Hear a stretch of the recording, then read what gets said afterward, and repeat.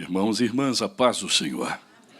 Tome a sua Bíblia, livro do Gênesis, capítulo 4. Para a leitura dos 4 primeiros versículos desse texto, bastante familiar a todos, assim acredito.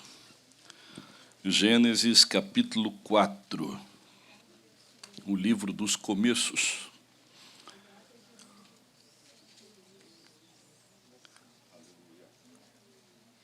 A versão que tenho comigo aqui é a edição contemporânea, um pouco distinta da corrigida que normalmente utilizamos em nossas igrejas, mas permitam-me a leitura nesta versão. Conheceu Adão a Eva, sua mulher, e ela concebeu e teve a Caim, e disse: alcancei do Senhor um homem. Tornou a dar à luz, e teve a Abel, seu irmão. Abel foi pastor de ovelhas, e Caim foi lavrador da terra. Ao cabo de dias, trouxe Caim do fruto da terra uma oferta ao Senhor. Abel também trouxe dos primogênitos das suas ovelhas e da sua gordura. Atentou o Senhor para Abel e para a sua oferta, mas para Caim, para a sua oferta, não atentou. Irou-se Caim fortemente, descaiu-lhe o seu semblante. Queridos, queiram se assentar, muitíssimo obrigado pela vossa cortesia. Eu quero louvar a Deus pelo privilégio, a alegria de estar pela primeira vez aqui nesta casa tão linda, onde se reúne um povo igualmente lindo, professando o nome mais lindo e poderoso que há, a saber, o nome de Cristo.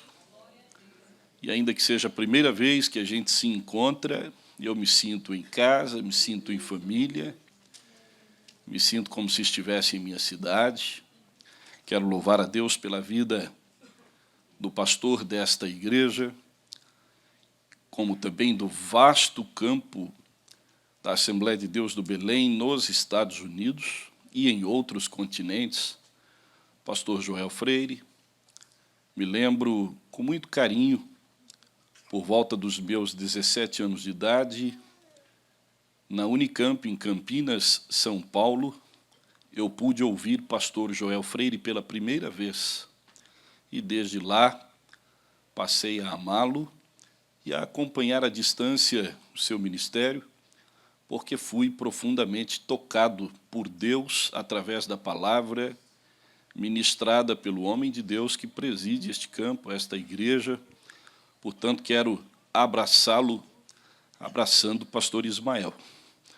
E, através do senhor pastor, estender os cumprimentos a todos os demais obreiros. Muitíssimo obrigado pela acolhida fraterna, como também essa recepção calorosa da parte de todos vocês.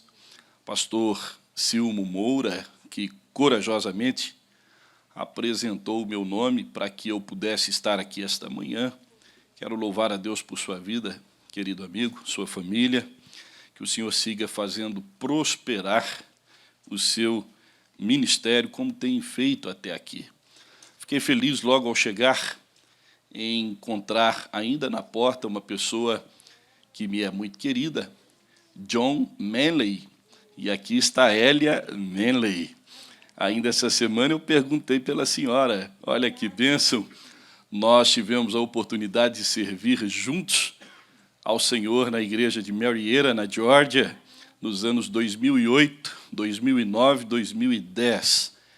Eu fui, por divina bondade, misericórdia, enviado pela igreja de Belo Horizonte, pelo saudoso pastor Anselmo Silvestre, como missionário para a igreja de Marietta, na Grande Atlanta, e ali estivemos 3 anos até ser chamado de volta para Belo Horizonte, e foi um tempo muito especial.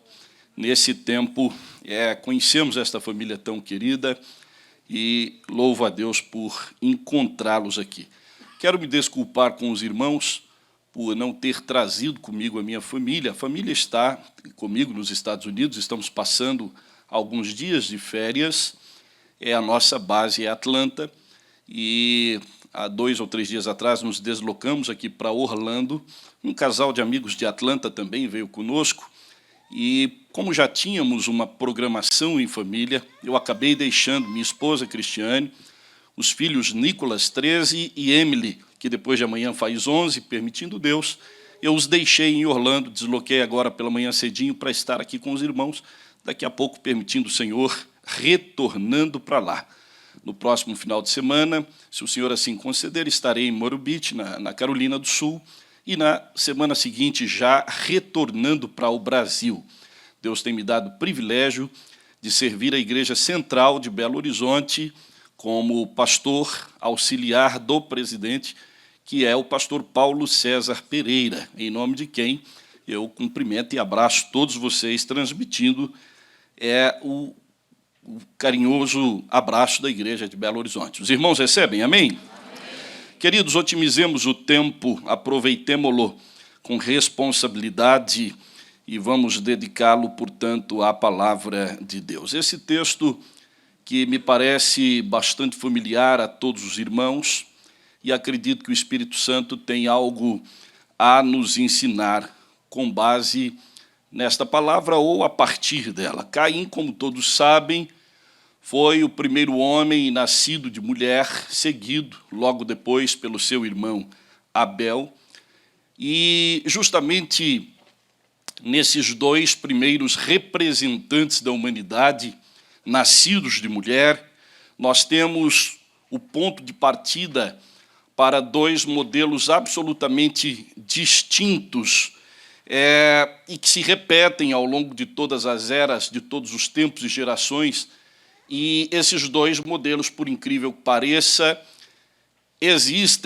coexistem até aos nossos dias, embora sejam irreconciliáveis. Eles são antagônicos, eles são absolutamente opostos. Um é um modelo representado por Caim, outro é o padrão estabelecido por Abel. E eu acredito que em Caim surgiu uma matriz, a matriz de uma igreja, e em Abel a matriz, o perfil de uma outra igreja. Como na Bíblia não existe uma terceira via, só existem 2 lados, luz e trevas, verdade, mentira, salvação, perdição, céu, inferno, Deus, diabo, enfim, só existem 2 caminhos, 2 possibilidades, 2 hipóteses. Pois bem, essas 2 matrizes nos são apresentadas aqui, na trajetória de vida de Caim e de Abel. Esses 2 modelos distintos de oferta, 2 parâmetros de culto, 2 exemplares de adoração, de relacionamento com Deus. 2 tipos diferentes de igreja. A igreja de Caim, portanto, a igreja de Abel. E permitam-me repetir que esses 2 modelos perpetuaram e alcançaram o nosso tempo. E nós podemos verificar no texto que acabamos de ler que Caim trouxe voluntariamente uma oferta ao Senhor. Ele não foi constrangido em nenhum momento. Alguém que oferte deva se constranger, porque o constrangimento há de anular o efeito, o propósito da oferta. E Caim decidiu por si mesmo trazer uma oferta ao Senhor, e a atitude que partiu dele fez com que ele tirasse das primícias da sua produção, como homem do campo que era, uma oferta ao Senhor. E logo que a trouxe, o texto nos faz saber que Abel também, igualmente, havia trazido uma oferta ao Senhor, do rebanho que cuidava, tirou para Deus a melhor parte. Igualmente, de forma voluntária, trouxe tal oferta, apresentou ao Senhor. E Deus, olhando para a distinção do coração, a vida entre Caim e Abel, agradou-se da oferta de Abel, como todos sabemos, e rejeitou a oferta de Caim.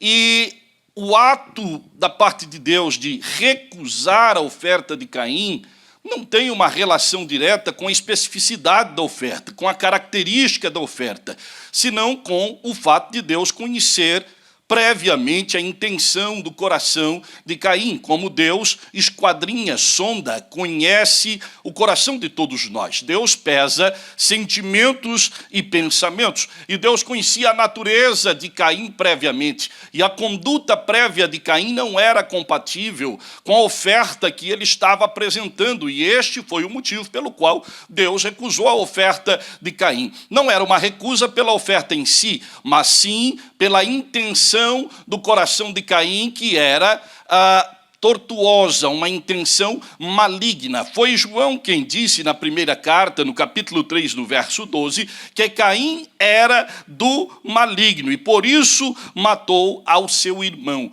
João disse que Caim era do maligno, as suas ações eram malignas, a sua conduta diante de Deus era uma conduta reprovável. E por isso Deus recusa a oferta de Caim.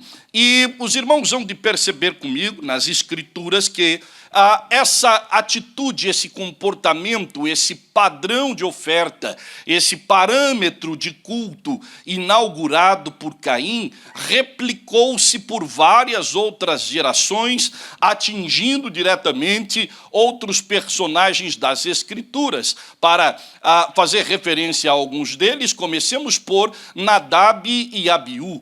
Todos hão de se lembrar que Nadab e Abiú, filhos de Arão, eram sacerdotes juntamente com ele, escolhidos diretamente por Deus e devidamente consagrados para prestarem culto ao Senhor. Eles eram oficiais do culto. Deus havia dado o manual, a saber, a lei, os preceitos, as ordenanças, e tudo que dizia respeito ao culto levítico, ou ao culto mosaico, ou ao culto do povo de Israel no deserto, o próprio Deus prescreveu. Nós encontramos em detalhes, sobretudo no livro de Levítico, o Senhor instituindo os sacrifícios, instituindo todos os rituais, o modo como cada um deles deveria acontecer, e os sacerdotes foram instruídos por Deus através de Moisés em relação ao modo como deveriam se portar, ao modo como deveriam oficiar o culto, ao modo como deveriam entregar as ofertas, representando o povo perante o Deus de Israel, um Deus sabidamente santo. E estes sacerdotes foram igualmente chamados a um ministério santo, tanto Nadab quanto Abiú deveriam santificar-se, deveriam consagrar-se diariamente para cumprirem com responsabilidade, com zelo, ao chamado de Deus e ao papel que lhes caía como sacerdotes de Israel. Mas a história que lemos aponta para o sentido oposto. Nadab e Abiú escolheram ser membros da igreja de Caim. Nadab e Abiú escolheram andar na contramão do propósito de Deus. Embora fossem chamados para oficiarem o verdadeiro culto, eles próprios eram falsos adoradores. Embora tivessem responsabilidade de viverem uma vida santa, eles escolheram o caminho da profanação, agiram neciamente, irreverentemente, loucamente, quando, desprezando uma ordem direta de Deus a respeito do fogo que queimava sobre o altar de holocaustos, e a lei de Deus em Levítico 6 era que aquele fogo deveria arder continuamente sobre o altar, não poderia ser apagado, tampouco trocado por qualquer outro tipo de fogo, mas foi exatamente isso que Nadab e Abiú fizeram, desprezaram fogo de Deus que queimava os sacrifícios no altar de holocausto e resolveram acender eles próprios uma outra natureza de fogo, um outro tipo de fogo. Acenderam seus incensários e entraram indisciplinadamente na tenda da congregação e morreram ali mesmo, fulminados por Deus, porque a lei de Deus já havia sido prescrita para ordenar o culto conforme a vontade de Deus. Escute isso, meu irmão, minha irmã. O culto a Deus baseia-se não no intelecto humano, na cognição humana, na vontade humana, na volição humana. Não, senhores. O culto a Deus baseia-se na sua palavra. O verdadeiro culto é oferecido com base na palavra, pela palavra, através da palavra. E Nadab e Abiú desprezaram isso quando acenderam lá o seu fogo estranho. Nós estamos vivendo vivendo tempos de pirotecnia, muita gente acendendo fogos estranhos, apresentando a Deus a pretexto de adoração, mas que o nosso coração possa ser como o de Abel e não como o de Caim, que foi a matriz desse perfil de responsabilidade no culto, que nós sejamos distintos de Nadab e Abiú, porque o nosso culto a Deus é carregado de obediência, é carregado de temor, é carregado de interesse em fazer cumprir a palavra de Deus. E vejam, senhores, como mudam-se os tempos, muda-se o contexto, mudam-se as pessoas, repete-se a história. A gente vê novamente esse perfil sendo replicado nos dias do sacerdote Eli. A referência bíblica é 1 Samuel capítulo 4, quando Ofni e Finéias, filhos daquele velho sacerdote, a exemplo de Nadab e Abiú, também eram, por assim dizer, membros da igreja de Caim. Eles eram igualmente sacerdotes, tinham sobre si a responsabilidade de mediar o culto da nação perante Deus, mas Ofni e Finéias foram absolutamente insanos, irresponsáveis, indisciplinados, profanos. Eles, embora oficiassem coisas sagradas, eram profanos no modo como viviam. E os olhos do Senhor estavam atentos, como sempre estiveram e permanecem até hoje, à natureza do serviço que nós oferecemos na casa de Deus. Deixem-me dizer outra vez que Ele pesa mentes e corações. O Senhor conhecia a conduta de Ofni e Finéias, suas prevaricações, a prostituição que cometiam diariamente na tenda da congregação, tomavam parte no sacrifício que não lhes pertencia. Tudo isso sob o olhar omisso do velho sacerdote Eli, que não exercia sua autoridade paterna, tampouco sacerdotal, para corrigir seus filhos de seus descaminhos. Veio o tempo de guerra. Os filisteus se avizinhavam do arraial dos hebreus. Ofni e Finéias, pragmáticos, mas irresponsáveis, tomaram a arca da aliança, como todos sabemos, a arca do concerto, e levaram-na como um trunfo, um amuleto, adiante dos exércitos de Israel, adiante da infantaria, para o campo de batalha contra os filisteus. Todos conhecemos o desfecho da história. Para ir direto ao ponto, Israel sofreu uma terrível derrota na batalha contra os filisteus. A arca foi tomada pelos filisteus, que levaram-na para ser depositada aos pés de Dagom. Ofni e Finéias morreram no campo de batalha. Eli recebeu a notícia da tragédia, caiu para trás enquanto estava sentado numa cadeira, bateu a cabeça e morreu. A mulher de Finéias, que estava grávida, prestes a dar à luz, mediante a notícia terrível, entrou em trabalho de parto. Como todos sabem, antes de morrer, ela deu à luz a criança e colocou-lhe o nome de Icabô. Foi-se a glória de Israel.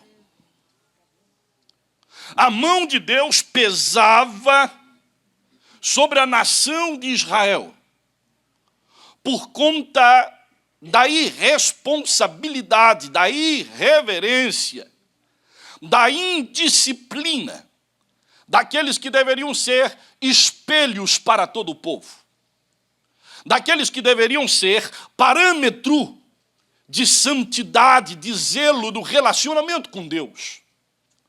Mas Ofni e Finéias, assim como o próprio Eli, e seguindo o modelo de seus antecessores Nadab, Abiú e Caim, também eles desprezaram a palavra de Deus, preferiram saciar seus próprios interesses, preferiram dar vazão aos desejos da carne, profanaram o sagrado, brincaram com coisa séria,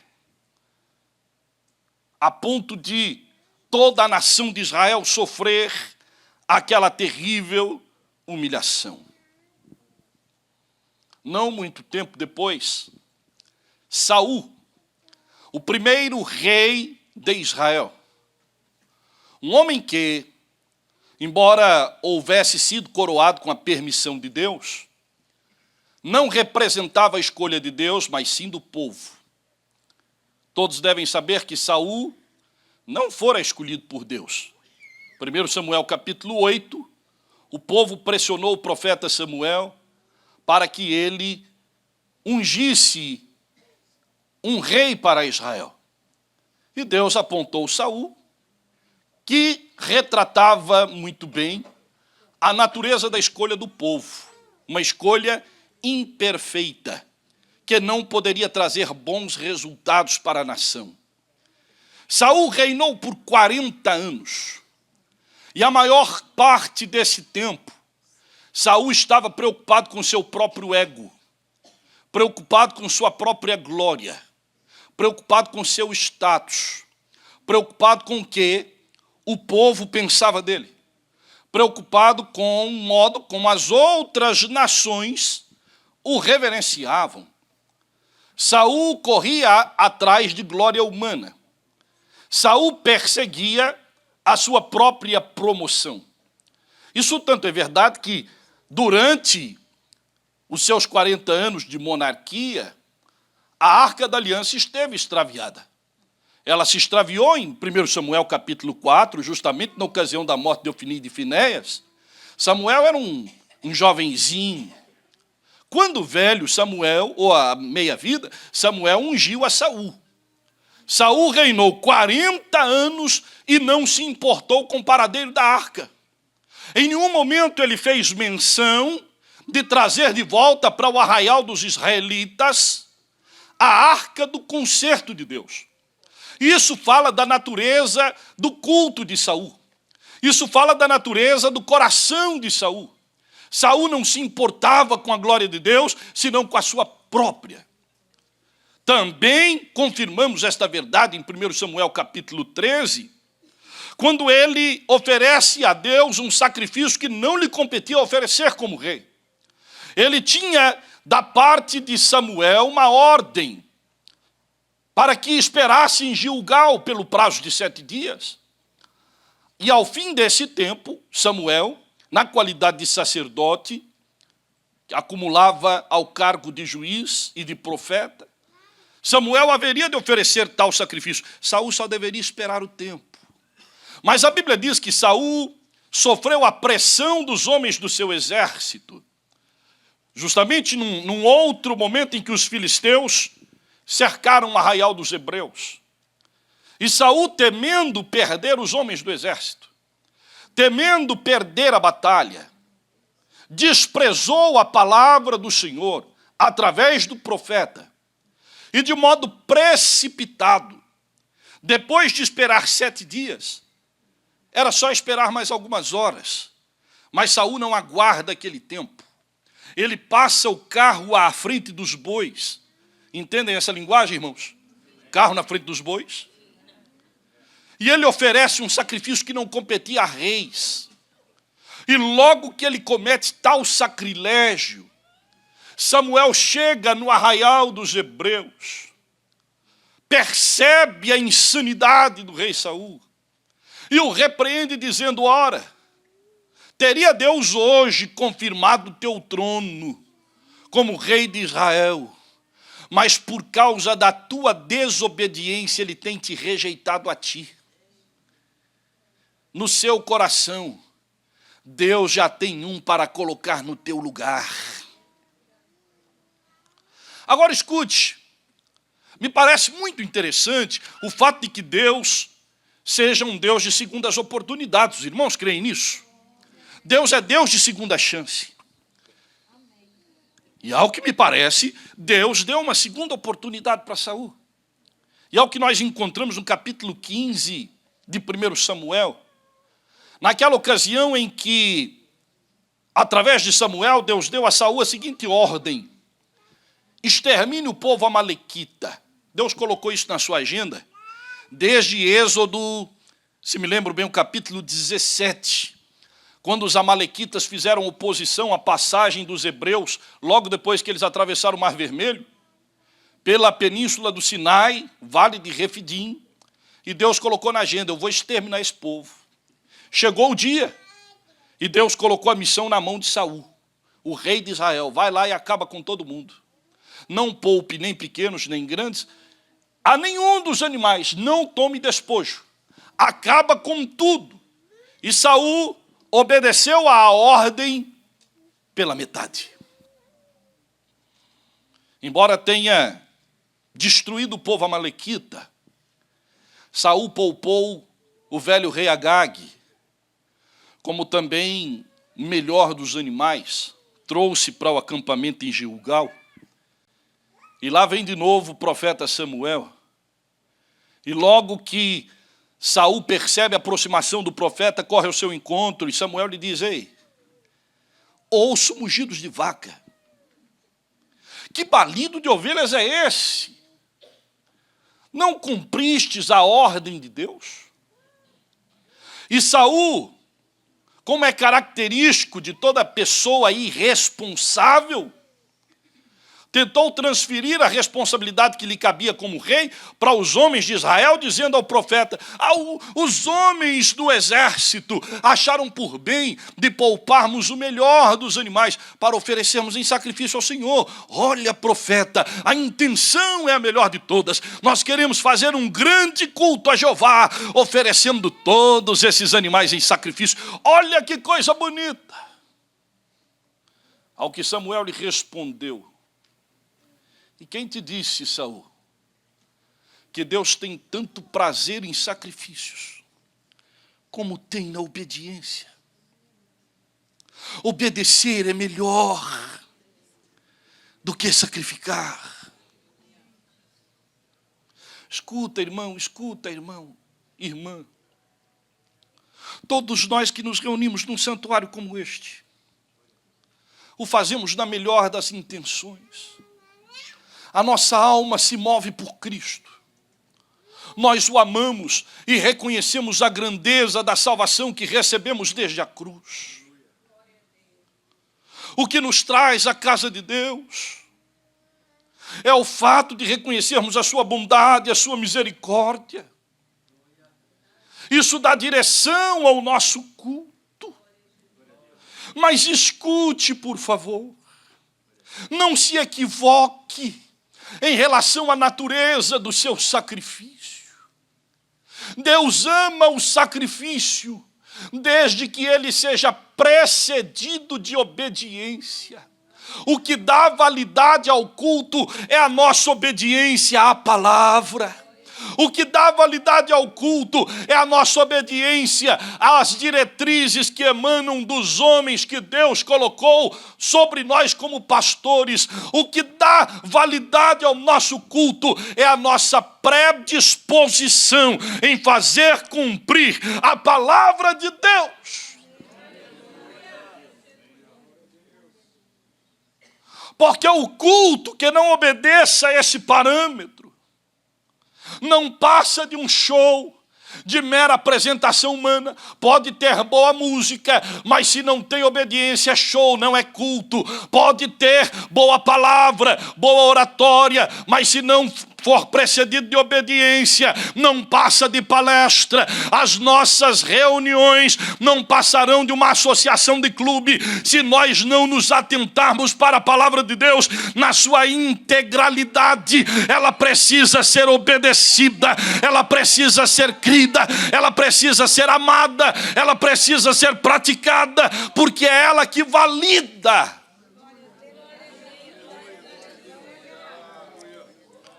Mas eu preciso encerrar. E claro, com a ajuda do Espírito Santo, aplicar esta palavra ao coração de todos nós. Então, permitam-me, já que dediquei tanto tempo a falar da igreja de Caim, aproveitar esses últimos minutos para falar um pouco da igreja de Abel. Porque, afinal, é aqui que nós nos encontramos. Eu me recuso a acreditar que haja alguém aqui interessado em ser membro da igreja de Caim. Aqui estão homens e mulheres que se inspiram na conduta de Abel. O escritor aos Hebreus, inspirado pelo Espírito Santo, disse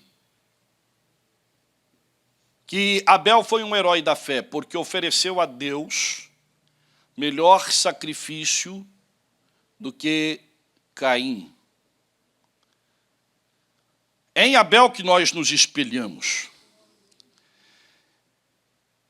Porque a oferta de Abel traduz a natureza de um coração grato, de um coração quebrantado, de um coração despojado de orgulho, de um coração despido de vaidades.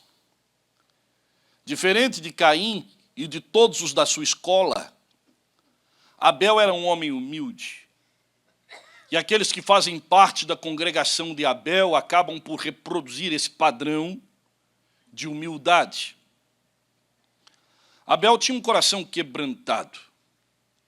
Quando Deus aceitou a oferta de Abel, não foi pela oferta em si, mas sim pela motivação por trás da oferta. A intenção de Abel era compatível com a sua conduta. O culto de Abel era compatível com a natureza do seu relacionamento com Deus. E digo de novo, é aqui que a gente se encontra. Esse aqui é o nosso espelho. A igreja de Abel é completamente diferente da igreja de Caim. Ela entende o sentido da adoração, ela entende o propósito do culto. Ela serve a Deus com inteireza, com pureza, sem segundas intenções. A igreja de Abel faz uma entrega sem reservas, com inteireza, com totalidade, com integralidade. Porque Deus não aceita que o nosso coração esteja dividido. Ao povo judeu exilado na Babilônia, através de Jeremias, o Senhor disse, buscar-me-eis e me achareis, quando me buscardes de todo o vosso coração. Só há relacionamento com Deus quando há totalidade na entrega. O culto só é recebido por Deus quando nós não guardamos reservas para nós. Eu poderia citar Ananias e Safira, como outros membros da igreja de Caim, que guardaram para si uma reserva e entregaram um resto como se fosse o todo. E Deus não aceita isso de modo algum, porque Ele conhece o coração. E Deus não se move pela aparência das coisas, já percebeu? Nosso Deus não é Deus de aparência e não se encanta pela aparência das coisas. Deus pesa a essência. A título de exemplo, Jesus estava no templo em Jerusalém, já na semana de sua morte, e ele observava o culto que os fariseus, os religiosos de Judá faziam, que, claro, era um culto espelhado em Caim. E os evangelistas dizem, nos relatos dos evangelhos, que aqueles homens, os ricos, traziam muito dinheiro. Depositavam no gasofilácio. Mas daí a pouco entrou uma mulher viúva, pobre. Ela não queria ser vista. Ela sabia do peso da cultura que desprezava a presença dela naquela casa. Se ela pudesse escolher evitar aquele momento, ela teria escolhido. Mas aquela mulher era movida por algo mais forte. Ela tinha um coração adorador. E movida por esse propósito, ela decidiu atropelar todos os tabus de sua cultura. Ela atropelou todos os princípios humanos para observar um princípio de Deus. E ela atravessou a multidão, ainda que não quisesse ser percebida. Ela foi ao gasofilácio e depositou, não muito, mas tudo o que ela tinha. 2 moedinhas. Apenas isso e nada mais. Uma mulher pobre que entrega tudo. E quem diz isso é Jesus, que estava ali como observador e validou o culto daquela mulher, enquanto desqualificou o culto dos religiosos. Porque culto e religião, irmãos, são coisas absolutamente distintas. Religiosidade não agrada a Deus, porque a religiosidade tem a ver com coisas aparentes, e o que move o coração de Deus é a essência. Jesus observou a atitude daquela mulher e resolveu fazer dela um paradigma, ensinando aos seus discípulos imediatos e a nós, discípulos distantes. Jesus, conhecendo a intenção daquela mulher, chamou a atenção da atitude dela, chamou a atenção dos seus ouvintes para a atitude dela. Porque, embora ela tivesse tão pouco, ela não hesitou em entregar tudo. Escuta, irmão, escute, irmã. É aqui que eu finalizo. Deus sabe que nós não temos muito a oferecer. Quem é você? Quem sou eu? Quem somos nós? Aos olhos de um Deus que criou os céus e terra, que é todo poderoso, que é imanente, transcendente. Quem somos nós, irmãos? Se os nossos talentos foi Ele quem nos deu, os nossos dons foi Ele quem nos deu. Qualquer coisa boa ou positiva que exista em nós não é inerentemente nosso, não é naturalmente nosso. Veio dele, pela graça. O salmista diz que do Senhor é a terra e a sua plenitude, o mundo e os que nele habitam. Qualquer coisa boa que exista em nós emana dele. O que Deus esperaria de você, o que Deus esperaria de mim? Deus não espera muito, porque Ele sabe que a gente não tem muito a oferecer. O dinheiro que alguém possa ter, por mais que seja, em termos monetários, não interessa a Deus. Nem todo ouro, nem toda prata desse mundo compraria o olhar do Senhor. Deus não se inclina para a cognição humana. Deus não se inclina para os diplomas que alguém possa ter na parede, para os anéis que alguém possa acumular nos dedos. O próprio salmista disse, no Salmo 51, Davi, a oração de quebrantamento pelo seu pecado: quisesse o Senhor sacrifícios, eu os ofereceria a ti. Mas o Senhor está à busca de um coração quebrantado e contrito. Ao coração quebrantado e contrito, o Senhor não despreza, jamais. Então Deus não pede muito de nós. Se Deus não pede muito de nós, o que Ele pede então? Paulo aos Romanos, no capítulo 12, disse: rogo-vos, eu vos imploro,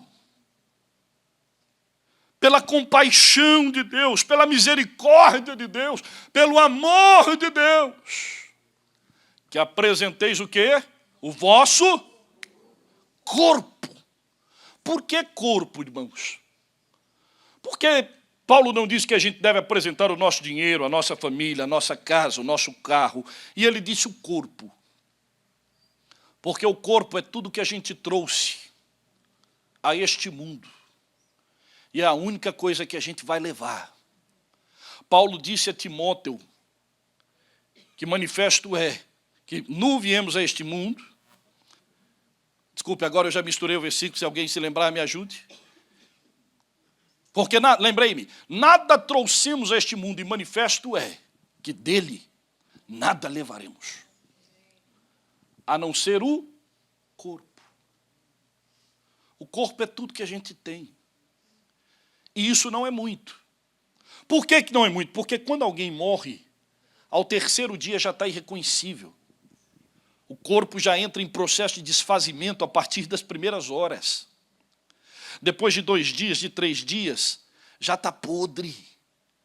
O corpo também não é muito, mas é tudo que a gente tem. E Deus está interessado nesse tipo de entrega. Deus está interessado nesse tipo de oferta. Deus nos quer por inteiro, e o corpo fala de inteireza, de completude. Deus nos quer por inteiro, ainda que não sejamos muito para Deus. Ele quer que nós nos ofereçamos na totalidade do nosso ser.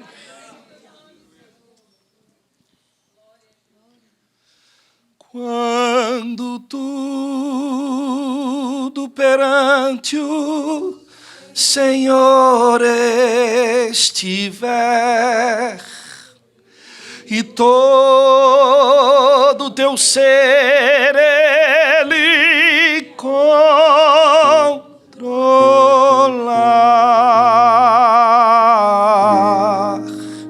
só então hás de ver que o Senhor tem poder